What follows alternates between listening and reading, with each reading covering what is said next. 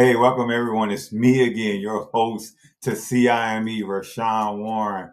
And have you ever been part of something and you realize, like, hey, you know what? I think I've seen this before. And this is kind of how I am with our next guest. My next guest, I served with in the United States Army. Since then, he's been retired, but I saw him one place when we were getting ready to go down range to Iraq.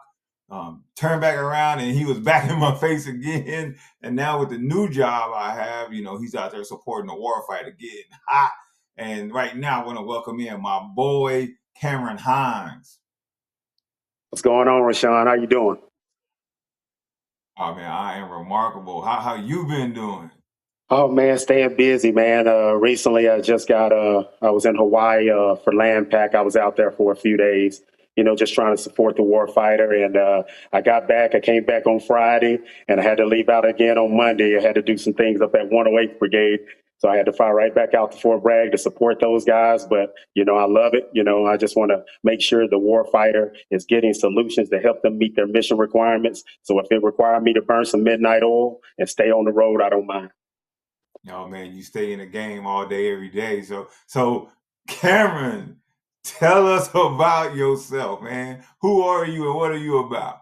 All right, man. Well, for those who don't know, I'm a country boy, man, from the backwoods, Alabama. I was born in a small town called Jasper, Alabama, but I was raised in a city called Carbon Hill. The reason why I was born in Jasper, Carbon Hill is so small. We don't have a hospital, don't have a Walmart, don't have a McDonald's, don't have anything. So Jasper is the biggest town. So it's for those that are not familiar with Alabama, it's in between Birmingham and Huntsville. So in that area, about I would say it's probably about 45 minutes east of Birmingham, Alabama.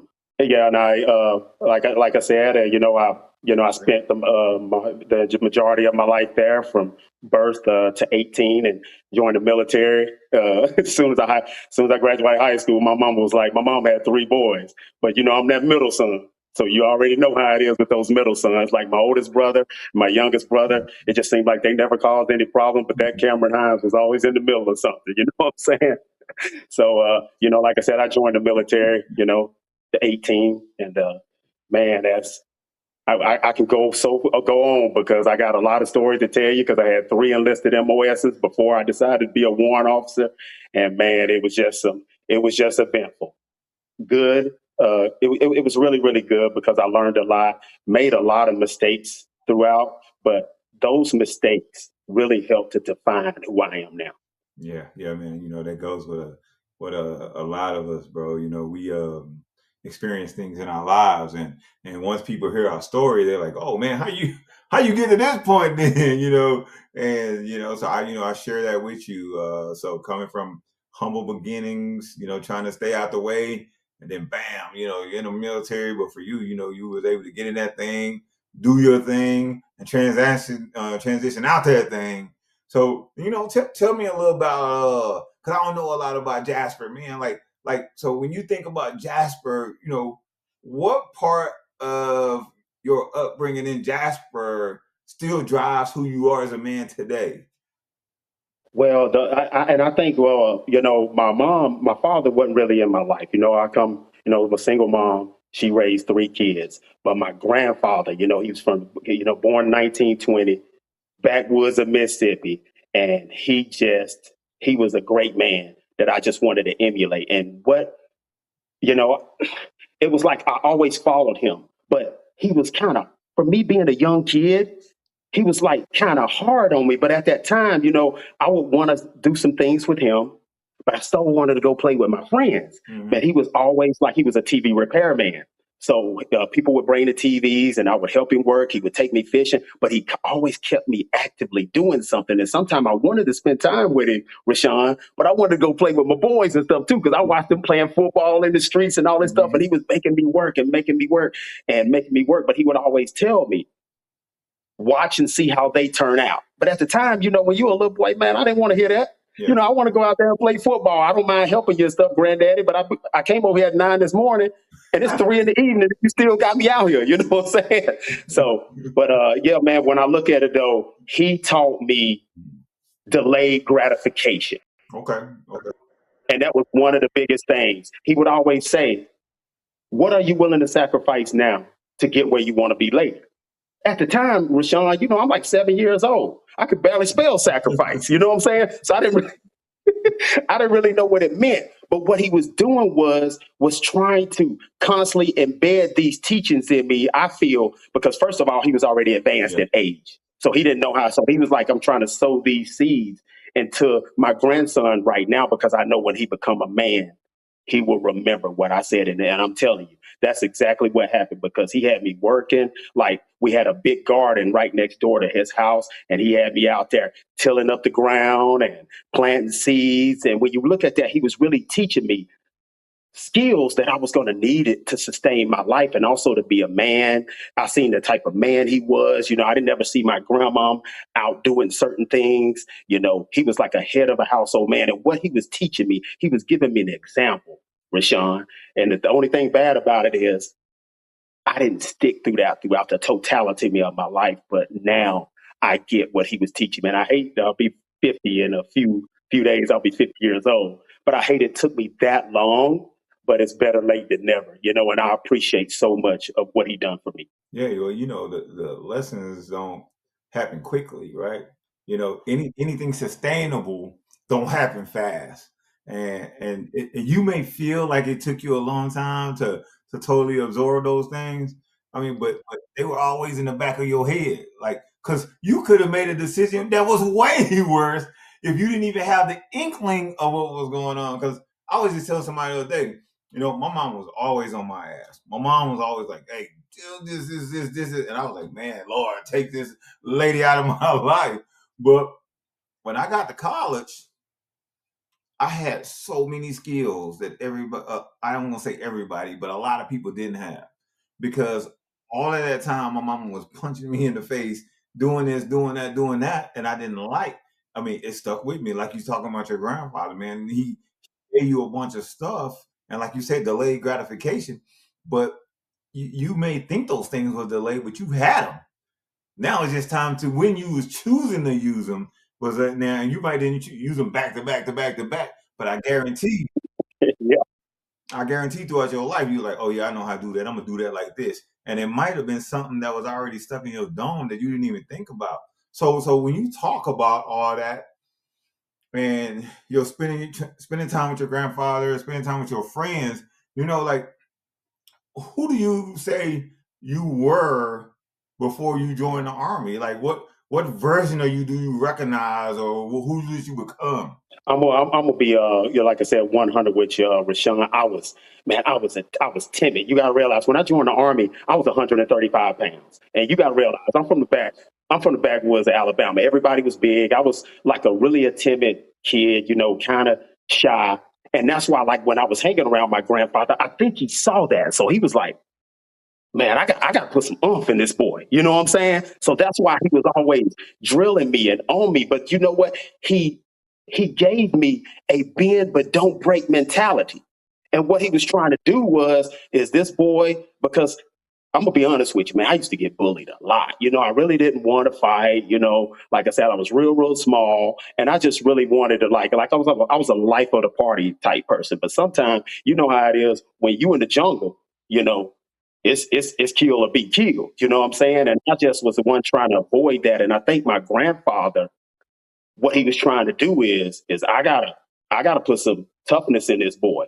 But what he set me up for joining the military because when I first joined the military, I came in the infantry, and I got a whole nother story to tell you about that because that stuff was not for the brave. That is not for everybody. But the teachings that my grandfather gave me in conjunction with signing up and my first enlistment before I got out of the infantry, oh man, that shaped me and turned me into the person that I am now. And I just feel like with those two things, having my grandfather teach me what he taught me in conjunction with being in infantry, I don't feel like I'll bend, but you're not going to break me because they put me in some situations, Rashawn, and I could tell you about many of them that, man, when I look back at it, I was like, what the heck did I pick? Why did I pick this MOS? I was like, man, was I crazy? But yeah, man. So So man, I'm listening to your story and I'm laughing, but I really like Ali, man. You know, like you had a lot of experience out the gate before you even got to the army. So if young Cam was watching you talk right now, what do you think young Cam would be saying? He would just, I think young Cam would have never thought that that little timid boy from Carbon Hill, Alabama, would have joined the military.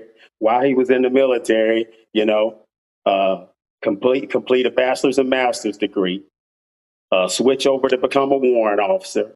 Was pretty successful in that. Outside of, I had an isolated lack of misjudgment that kind of, I take 100% accountability for, because I think I was on track, to make it, to do pretty well. But I kind of messed up while I was in there, but I still didn't let it defeat me. I still kept driving on and still kept pushing, and God saw favor in me. That, like I said, I know what this guy. He come from a praying family. He come from a God fearing family, and I had people praying for me, and I had mentors in there that were just, that they gave me tough love. And I'll give you a couple scenarios. I had a guy named Sergeant King. I'll never forget this guy. When I first got to infantry, I was like, man, I can't do nothing right. I'm talking about this guy's always in my room, always making me lay out my TA-50, always like, he just, this was all I saw, Rashawn. Hines. And back then, I signed my contract in November 94. So, they could still kind of put their hands on you a little bit, not really hit you, but, they could touch you and kind of assist you along the way. And I'll give you two instances where one time we were doing a TA-50 layout, and I'm talking about we would do two TA-50 layouts 2 or 3 times a week, and I was like, Sergeant King, why are we still having to do this? We just done this, and he said, let me tell you something, Private. He said, and I want you to remember this, and I remember this, Rashawn. It's been 31 years ago. He said, don't expect what you don't inspect. And at the time, I was like, what is this guy talking about? But as you become a squad leader and you got a hand receipt, and then you got soldiers that you doing TA-50 layouts. But it's one thing that I noticed when I was infantry. We never had no shortages. When the commander done his when a new commander would come in and we lay that stuff out, you never had no issues. And then when I became an NCO, I was like, oh, this is what Sergeant King was doing. He was making sure that we had the soldiers that was in his squad had all their equipment, and all their equipment was serviced. So I remember times, man, let me tell you how old school it was, Rashawn. They would put us in groups of 3 and march us down to CIF. Get your wet weather gear, get this, and they would march us down to CIF to DX that stuff. And then when I was in, Rashawn, like a private couldn't go up to an NCO. You couldn't go up to, like, when I reclassed the ADA and I got over there and I seen an E4 talking to an E7, that never happened in infantry unless you was getting ready to go stand in front of a desk. So I was like, man, that was another culture shock after I left infantry, and then I reclassed the ADA, which I got some more stories for you, because that's what I want to tell you about, specifically about Sergeant King, Staff Sergeant at the time, but retired Chief Warrant Officer 3, Ralph Sosa, and then Command Sergeant Major Luther Harris. These are 3 people that I kind of want to tell your story on, because they are 3 people. Yeah, yeah. So Luther Harris, I was an LT in I think believe 144, and when Luther Harris was Was he a CSM then? Was he the battalion CSM then? I know he was a star. I think he was a CSM. I'm not sure. Go ahead. I'm sorry. Yeah, but in infantry, it was just, what I'm saying, we sleeping out in the rain. I'm talking about we always in the always in the field, always just doing those things that, road marching, and just like little things of going to the range. I remember when it was time to go to the range, we would have to come down at 4:30, draw weapons, and then we camouflage our face up to get ready to road march to the range. And then when I reclassed to 88, to Patriot, and I get to Germany, and we get to ready to go to a range, Rashawn, I see them pull up with a 5-ton, and I'm thinking, what is this for? And they were like, this is how we go into the range. And I was like, oh snap, we get to ride to the range, because I had never rode to the range, and and it was just, but it was just a lot of different things that happened to me because I had never worked with a female. And this is where the story where I tell you about Ralph Sosa come in. So now I reclass, I go to AIT at Fort Bliss, and then I got stationed in Germany at 652. So they throw me a fire control platoon. And at that time, Staff Sergeant Sosa, which he's a retired W3 in Huntsville now, Ralph's CW3 retired Ralph Sosa was my squad leader. And man, he was always on me too because I'm always looking around and I'm like, man, I have never been in formation with females. So I didn't understand that it was a lack of discipline in me to realize that, hey, there are female soldiers in the Army. I had seen them, but I never stood in formation with them. So what he did, what he seen that was having issues. So he made my squad leader, and I'll never forget, he made my squad leader female. So my squad leader was a female E5. I forget her name. And let me tell you what I was doing once on Rashawn. This is how undisciplined I was. She would talk to me, and I would stand at parade rest, but I would look the other way. Like I could not make eye contact with her. And man, he was on me about, diversity and, and respecting the rank. And even though when I was infantry, I never had a problem respecting the rank, but I had just never worked with a female, So, and knowing that my mom, my mother, I should have had a higher respect for women. So I want to congratulate and thank Ralph Sosa because even though he was on me and drilling me and smoking me and doing this, he taught me a valuable lesson about how to be a well-rounded soldier. And it's starting with, like I said, the Army values and with your respect and all that other thing. So, it's just, but I had to learn through hard knocks, being in the infantry. It was hard knocks. Transitioning to ADA and Patriot. It was a big learning curve because, I was used to doing land nav and disassembling weapons and knowing the maximum range of machine guns and knowing what the rifle, and I still remember the rifle of an M16, a right hand twist, one turn in 7 inches. I was used to having stuff like that on my mind, how to deploy M21 takes mines, how to shoot AT4s. So now I'm over here trying to reload Patriot missiles and doing missile reloads and stuff like that. And I'm like, man, what did I pick? But the reason why I picked that MOS, Rashawn, is because I was broke, man. And they was like, this MOS right here got a $20,000 bonus. And in 1997, to hear a $20,000 bonus, I didn't care what the job was because I was already an infantry soldier.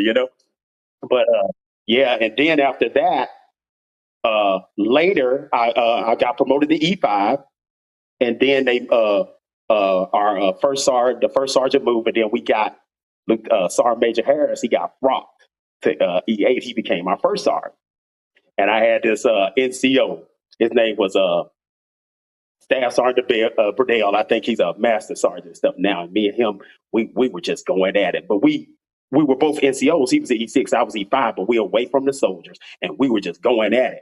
And I didn't know that first sergeant at the time. First Sergeant Harris was looking. What we were supposed to do would be doing sergeant time training, but we was taking a break, and me and Sergeant Bedell, we were just going at it.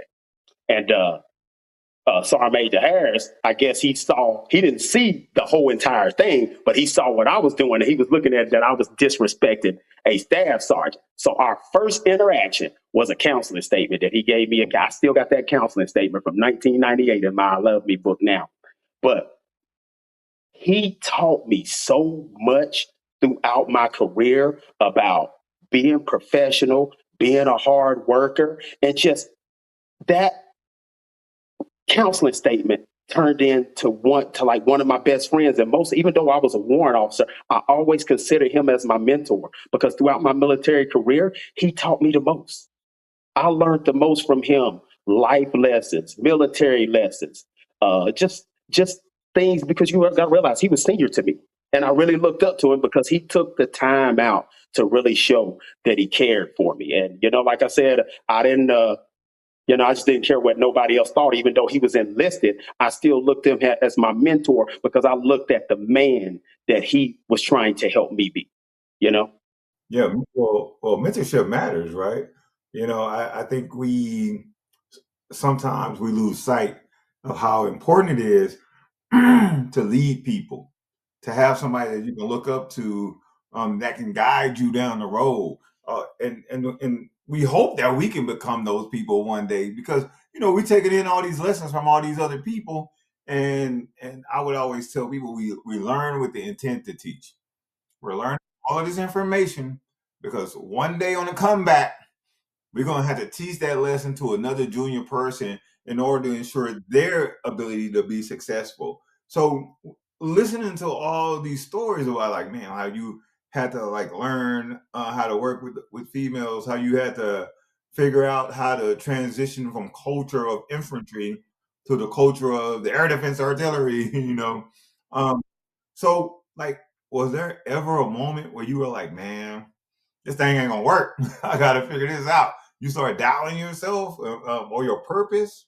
Yeah, well, the thing about it is, it's just like it was more of not never doubting my purpose, but just, I would say, decision making. It was just like, I was wondering, did I make the best decision doing that? And when you really look at it, I did make the best decision. I made a good decision in doing it. It was just me not applying and being consistent and being disciplined with the things that had been instilled from me, from my grandfather, from Sergeant King, from Sergeant So, just staying consistent. So it was just more of me using the easy way out of saying, man, I shouldn't have done this. But no, I was really in a good spot. And I see later in my career that, yeah, I was in a good spot. So it was more of me not really so much questioning my purpose. I was doubting the decision that I made, but I realized that, Cameron, you were just needing to man up, and have some intestinal fortitude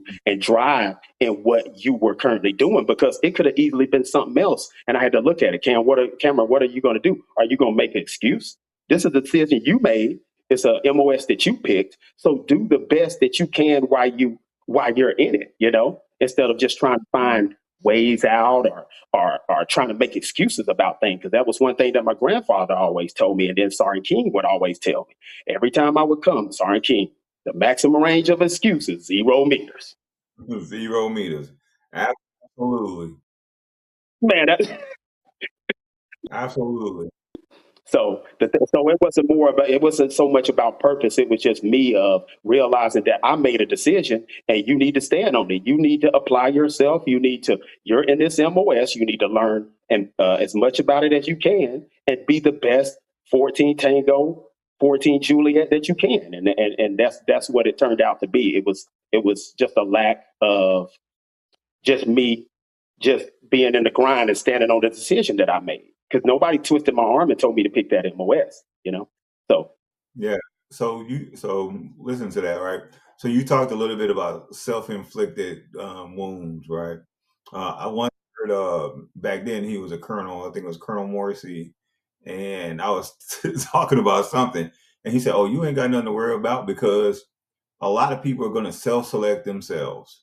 And what he meant by self-select themselves were those individuals who couldn't stay disciplined, those individuals who were pretty much going to take themselves out the fight due to their inability to, I guess, keep themselves on the straight and narrow, right?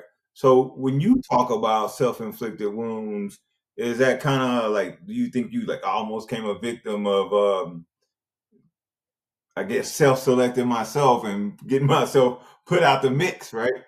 no, it ain't. I don't think I almost became a victim. I did became a victim, and I won't go into all the specifics, but I don't mind sharing my story, because I want other soldiers to realize that this could possibly happen to you. Well, as a CW2, I put myself in a situation that caused me to get a letter of reprimand. That letter of reprimand went in my permanent fish. And the thing about it is, I think I had 4 tours to Iraq already. Well, at the time when I got it, I was on mine. I'd done 4 tours to Iraq total. But at the time when I got that one, yeah, as a matter of fact, I was on my 4th tour. And what happened was that caused me what? I already had a bachelor's degree. I already had a master's degree. I had already attended all my PME except at that time. I'd already been to Warrant Officer Basic course. I had already been to Warrant Officer Advanced course. I didn't have any bad NCOERs. So I put myself in a predicament that caused me to get passed over for Chief Warrant Officer 3 the first time. which I had already, man, I'm telling you, this Colonel Warren, I had four tours to Iraq, bachelor's degree, master's degree. I had good OERs. Like I was on track that I know I will at least make W4. I can't guarantee to say I was on track for 5 because it's far and few that make it up there. But I put myself in a predicament where I made it easier for somebody else that didn't put in the work that I did. So but let me tell you, like it also lets you know that perseverance that instilled in me, and I'm gonna tell you the story of how I got that removed. I had my mentor told me, he said, so this is what I recommend you do. Everything that you've done since you messed up, I want you to pack it together and email that general that gave it to you. And that's what I did. I'm going to give you a name. I was in 4ID's name with General Hammond at the time. And I put a packet together, my Bronze Star, all my OERs and things of that nature. I put all that stuff together and I sent the email to him. I didn't know if he was going to respond or not, Rashawn. About 12 hours later, I got an email back from him. And at that time, he had retired, but he was working at Southern Miss University. And he said, I don't remember what this is for, but I don't mind helping you. So when I had a few months later, and I was PCSing from Korea to come back to Hood. So when I get to Hood and I sign in on my AKO, I had an email from 3 Corps JAG. And I'm like, what does 3 Corps JAG want to talk to me for? And I went up there because there's some major from 3 Corps JAG. And this is no lie, I'm being 100% honest to you. A major from 3 Corps JAG said I needed to come up there and see her. I don't remember her name. And don't you know, they helped, they got this packet and I went through something called a DA suitability and evaluation board. And because I didn't hang my head, because I made that mistake, I continued to work hard. I continued to try to be the best person that I can. They were able to move that to the restricted file and I was able to get promoted the next time. But after that, I had so many injuries. I had 2 procedures done on my neck. I had wrist surgery. And at that time, I'd already had an ankle surgery and my body was beat up. So I was already at 20 years. So I just decided to go ahead and go through the med board process because it was hard for me to have soldiers going to the field. Even though I was a warrant, having soldiers going to the field. But I got a soft cap on because I got issue with my neck. He got the full battle rat on. I got to do the walk. Rashawn, I'm not finna do the walk on the PT test.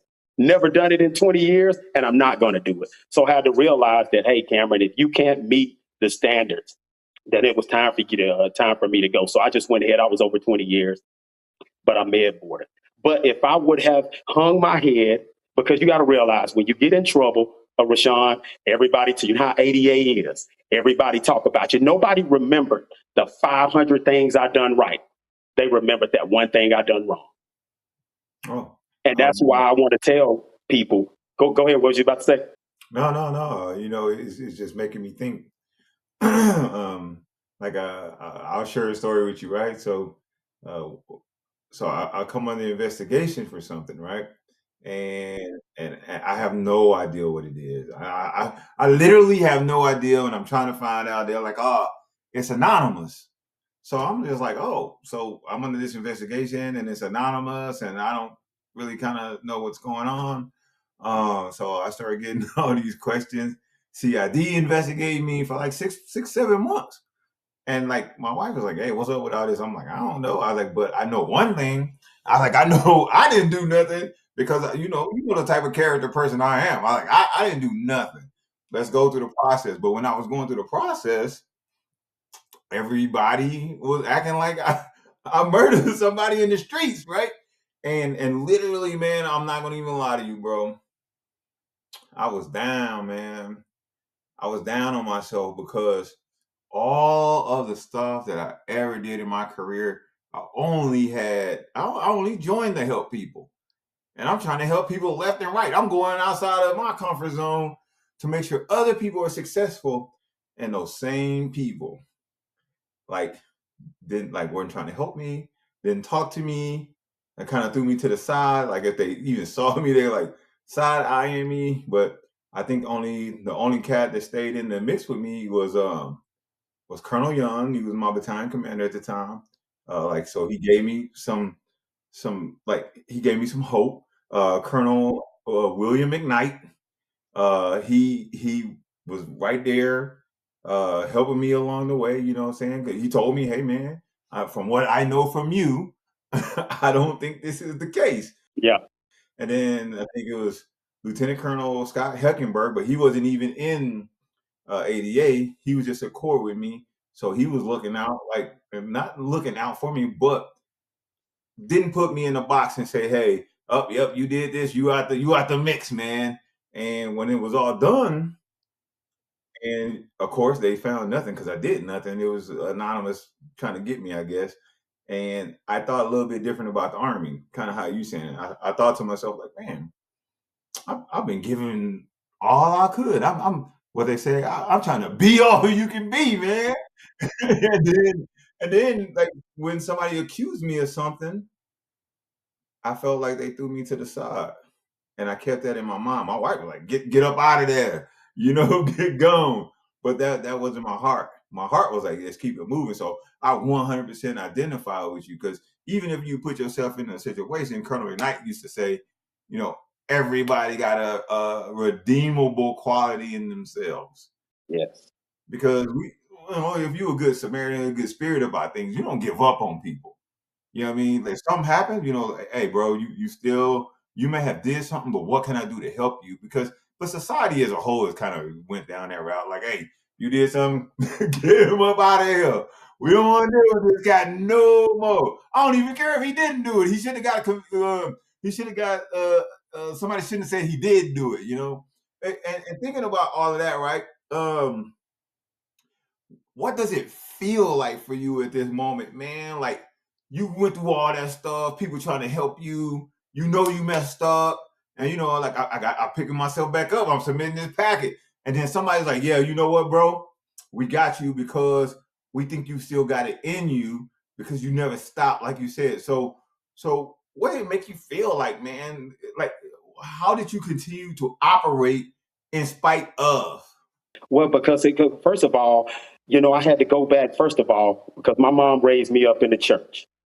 And first of all, and she always used to remind me, I'm made in the image of God, no matter what nobody else say.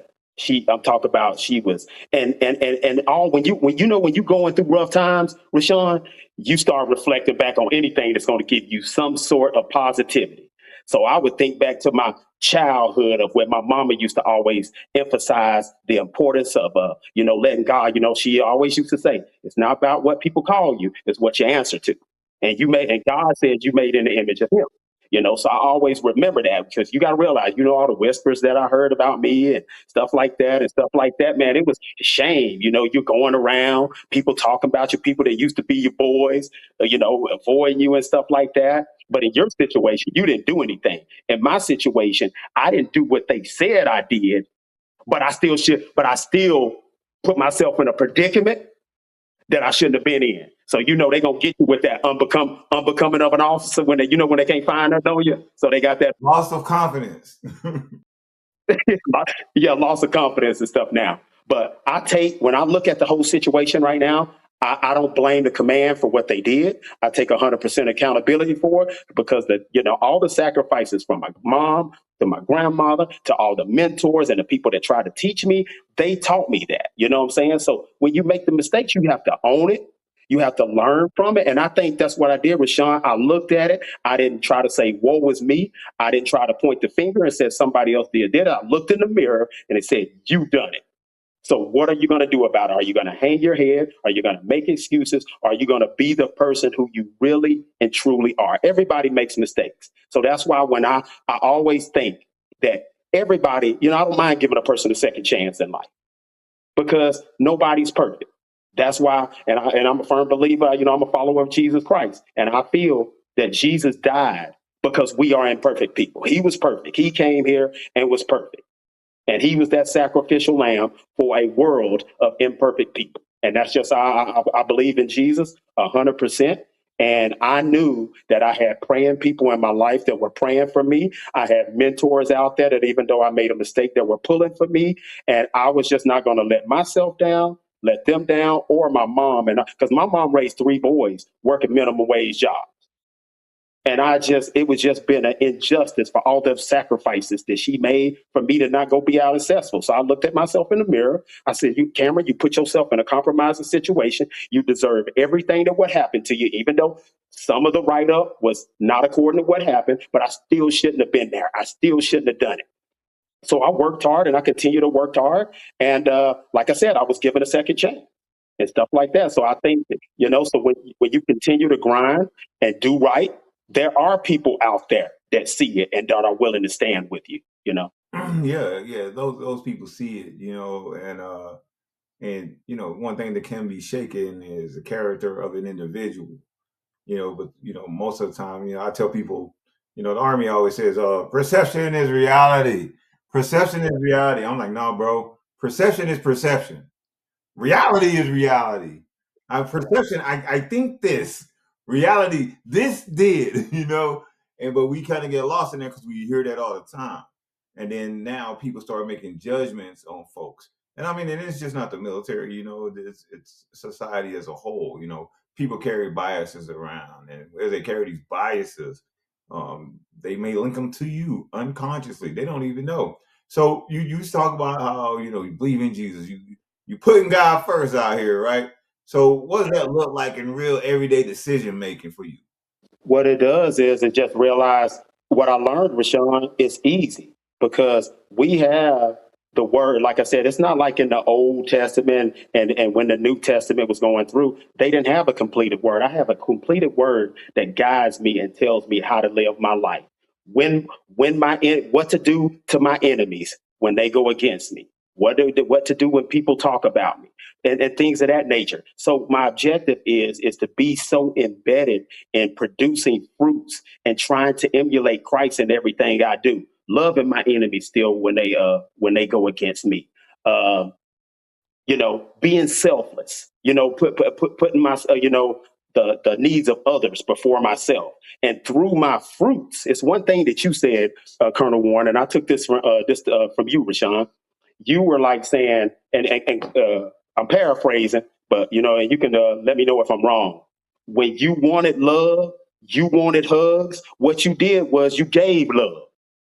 When you wanted to be hugged, what you do? You gave hugs. You gave loves and things of that nature. So that's what I want to do. I want to go out and try to, even though I slip and fall sometime, I'm not perfect, but I am striving to be.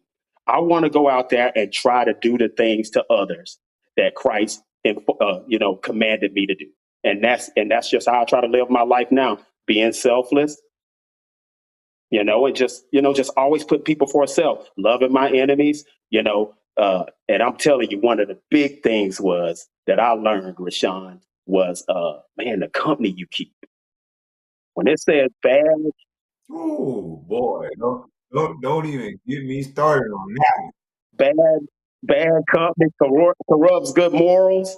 Because your intentions can be good, but if you're hanging around people that are not in line with what you're trying to achieve and what you're trying to do, if it's five people that are broke that you hanging with, you're gonna be the sixth one. If it's five people out there, if it's six people out there that's doing something, if you can't continue to hang with, you're gonna be caught up with it. Even if it's guilt with association. Bro, let me tell you this. My mom told me when I was in, so you know, I ain't gonna say I was super rowdy out there in high school, but one morning I woke up and my mom was like, "Hey, come look at this TV. Are them your friends?" I'm like, "What?" I go in there and my friends, like it was like this whole string of robberies going on in Fort Worth. Like they were beating people up, breaking, following me in the garages, all this craziness, right? So my mom was like, "These your friends?" I'm like, "What are you talking about?" Early in the morning, right before school. So I go in there on TV, my friends being arrested, like like three of them, and I'm like, man, so they the ones that been like if you pull up at your house and when you went into the drive garage, they ran in the garage, they tied you up, beat you up, took all your stuff. So they was doing this stuff for a long time. And I told my mom, I was like, I ain't like them. She looked at me, she's like, you are them because you with them. Like I could have easily been with them when the laws came. And like I might have not been robbing no houses, but when they would have came and got them, they were like, oh. you part of you part of this bunch. So like the company you keep, absolutely. And then a lot of people will box you in They will. They will prejudge you. when they see who you with. And it's just so imperative to to hang around people that are in line with what you're trying to achieve. Like I'd rather have two or three friends that mean me well. And like I said, I have the alligator skin, so you don't have to try to say, oh, I want to say this to Cameron, I may hurt his feelings or something, because I want the truth, especially if I know it's coming in love. You have my best interest. You don't have to you don't have to like cater your words to me. Pull me to the side and tell me what it is, because I want to be the best version of myself. And I work so hard, to do that, and that's why I try to surround myself like with people like you. And I look what you're doing with the movement that you got going on. It's selfless. You're invested in others. You're still a soldier. But what you're doing, you still taking out your personal time that could be with family, that could be spending with your son. But what you're doing, giving back to communities, trying to uplift youth. You just being a positive role model and influence on everybody you interact with. But you know one thing? Some people still don't like it. Oh, hey, bro, let me tell you. You say people don't like it. These are when they had the whole CAP program, whatever. You had to go to that before you could be a commander, whatever they got going on, right? I got my feedback from my peers. My peers said he thinks he's better than what he really is. And I was like, I like literally just get up in the morning and try to help people. Literally, I believe in myself, yes. Then they say I only help other people because I'm trying to look good in front of the command. Bro, I don't even think about the command when I do stuff because they ain't never there. Like I'm doing that stuff by myself. I ain't never. Me and my son, we used to go feed the homeless on Saturday on Sunday mornings. We would cook breakfast at the house, take it to the homeless, right? And they would be taking pictures. They send me the pictures. I'll post a picture. They like, hey, can you post the pictures so people can get awareness of this place? So I got the pictures. I post them. People right up under that board like, oh, you're posting pictures. Are you helping people? Because I'm like, in my mind, these folks gave me the pictures and told me to post them so other people can know that it's out there. Yeah. And I never really understood, Cameron. Whew, let me not even cry right now. I never really understood why when you 100% giving from your heart, how someone else could be that envious of you. Because all you doing is trying to help the world, bro.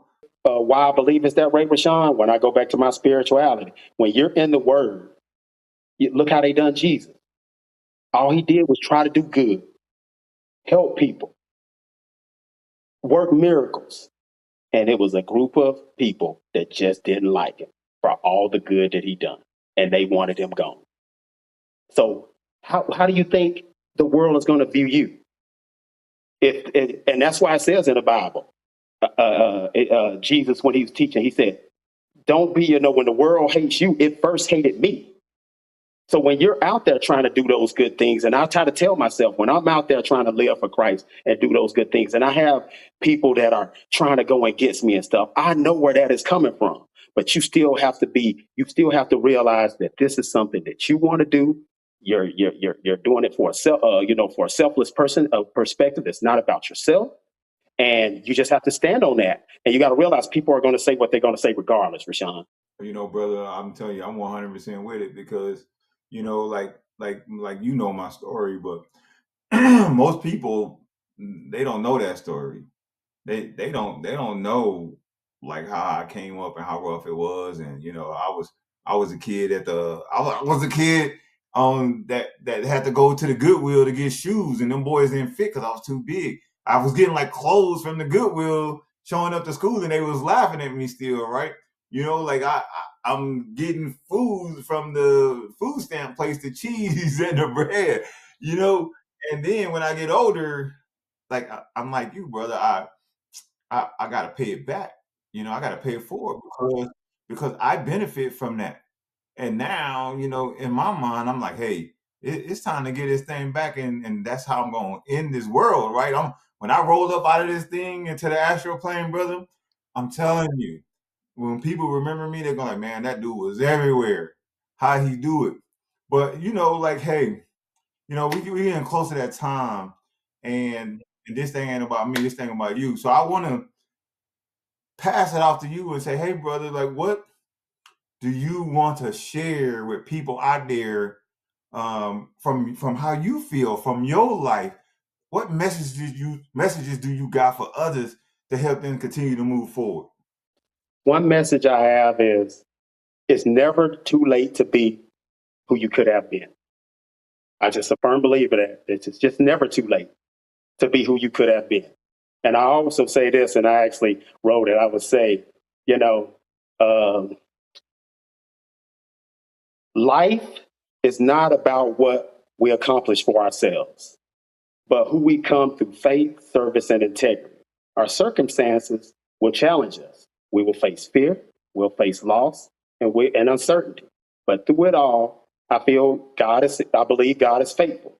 And the reason why is He shapes our character, He strengthens us, our resolve, He equips us to serve others.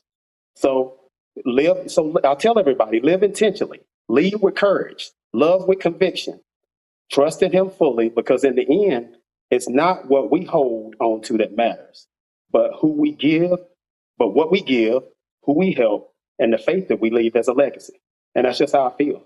Yeah, yeah, that's super powerful, brother. You know, it's always a pleasure to spend some time with you.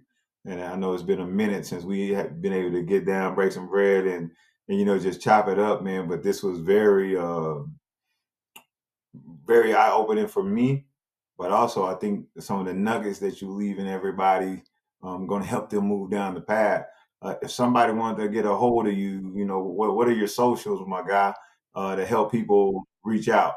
Where they can reach out to me, yes, Cameron Hines on Facebook, Instagram. I have Bluefy underscore NBA. And, they can even, I answer all my emails. They can see Hines205 at gmail.com. If they want to reach out, I'll answer that. And though, with one of those three sources, they'll get me. They'll get an answer from me. All right, I appreciate it, brother. Hey, you got one last party shot you want to lead the world with, man? Man, I want to leave with saying this, that I just hope everybody realize that how important it is, to give your life to Christ and try to live your life according to His will. Because in the end, one day we're going to leave this world and we're going to have to face Him. And you don't want to hear, "Depart from me, I never knew you." So I just want everybody to take that time to realize that, hey, there is a creator out there. And I know there's a lot of people that don't believe, but life doesn't come from anything. And I just hope everybody, realize that and just don't forget it. You know, Jesus Christ is the way, the truth, and the life. And there's no way to the Father except through Him. So I'll just end with saying that. Love you, brother. It was good talking to you. Hey, everybody out there, this was Cameron Hines, and I'm your host, Rashawn Warren, and you're listening to CIME. Thank you for everything. See you on the next side. Listen.